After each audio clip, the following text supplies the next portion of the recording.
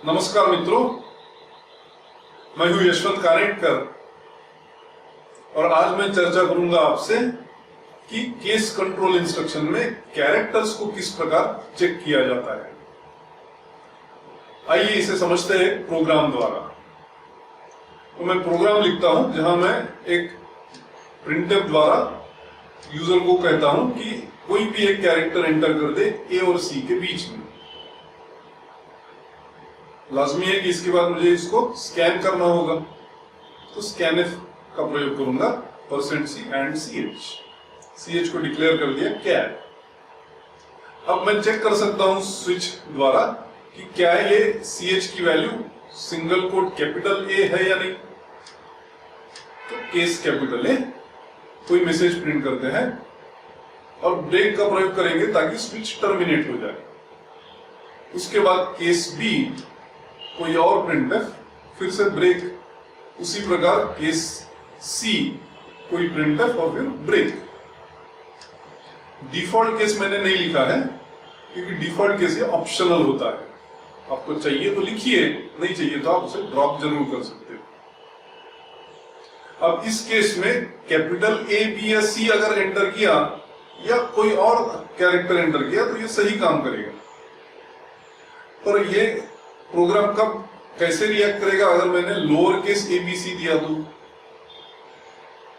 Lower case ABC दिया तो कुछ भी नहीं होगा क्योंकि तीनों केसेस फेल हो जाएगी और कंट्रोल सीधा स्विच के बाहर चला जाएगा, जो कि मुझे नहीं चाहिए। फिर मुझे चाहिए क्या? मुझे ये चाहिए कि लोअर केस ए भी अगर एंटर कर दिया तो भी केस ए के अंदर जो सारी स्टेटमेंट्स है वो सारी एग्जीक्यूट हो जानी चाहिए। मतलब कैपिटल ए दिया या लोअर केस ए दिया तो भी सेम ही स्टेटमेंट्स एग्जीक्यूट होनी चाहिए। अगर मुझे इसे टैकल करना है तो मैं case single quote lower case a भी दे सकता हूं और उसमें सारी स्टेटमेंट्स रिपीट कर दूंगा। वो एक प्रकार है, वो तो मुमकिन है। और उससे क्या हो जाएगा कि आज केस कैपिटल ए में 2 ही स्टेटमेंट्स है, कल को 200 हो सकती है, तो वो 200 मेरे को रिपीट करनी पड़ेगी केस लोअर केस ए में, जो कि सही नहीं है। तो इसका हमें कोई अच्छा सा सॉल्यूशन निकालना चाहिए। एक सॉल्यूशन शायद आपके दिमाग में आया होगा, आप लिख सकते हो। ये पार्ट वैसे ही रहेगा। अब स्विच जब मैं लिखूंगा तो केस में मैं लिख सकता हूं केस कैपिटल ए और लोअर केस ए। मुझे कॉमन स्टेटमेंट चाहिए, इसलिए ये दोनों केसेस के लिए मैंने कॉमन स्टेटमेंट्स लिख दिए, यू एंटर्ड ए और ब्रेक। उसी प्रकार लोअर केस बी और कैपिटल बी मैं चेक कर सकता हूं।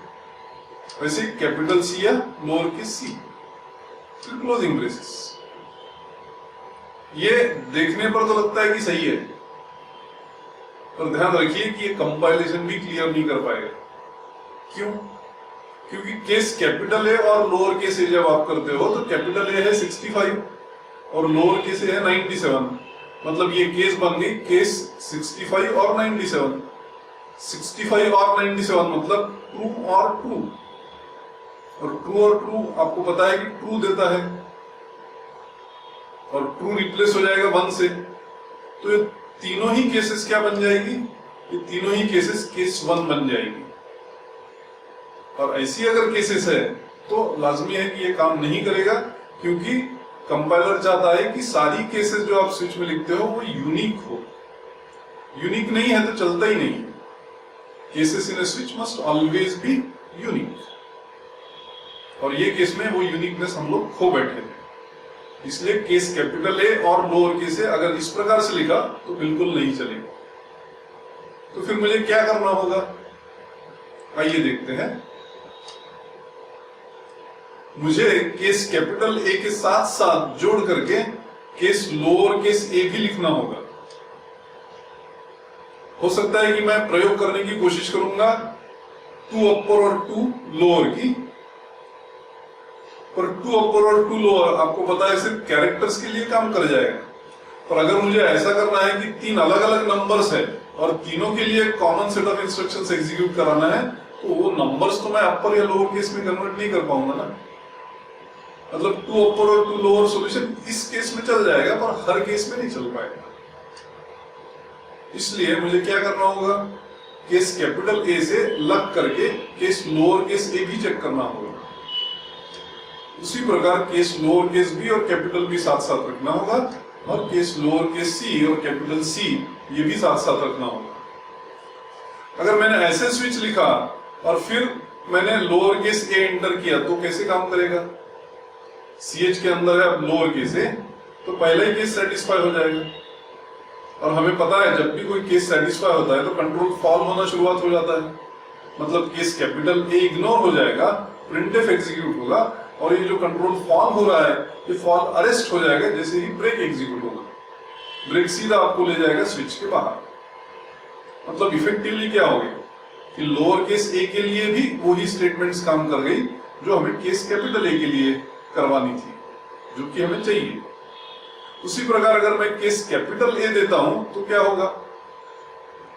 केस लोअर केस ए फॉल हो जाएगा और कंट्रोल पहुंचेगा केस कैपिटल ए पे, और ये केस सेटिस्फाई हो जाएगी। ये जैसे ही सेटिस्फाई हो जाएगी तो प्रिंटफ एग्जीक्यूट होगा और ब्रेक आपको ले जाएगा स्विच के बाहर। वही हमें चाहिए भी।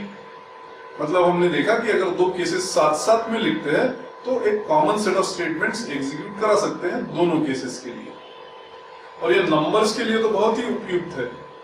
कल को मैंने लिखा केस 23, केस 4, केस -55, और ये तीनों केसेस के लिए कुछ कारणवश मुझे common set of statements execute कराना है, तो बस मुझे क्या करना होगा? तीनों केसेस साथ साथ लिखनी होगी। जैसे ही वो करोगे तो एक कॉमन सेट ऑफ स्टेटमेंट्स को लिखा जा सकता है तीनों केसेस के लिए। इस प्रकार हमने देखा कि कैरेक्टर्स को स्विच के द्वारा कैसे चेक किया जा सकता है। धन्यवाद।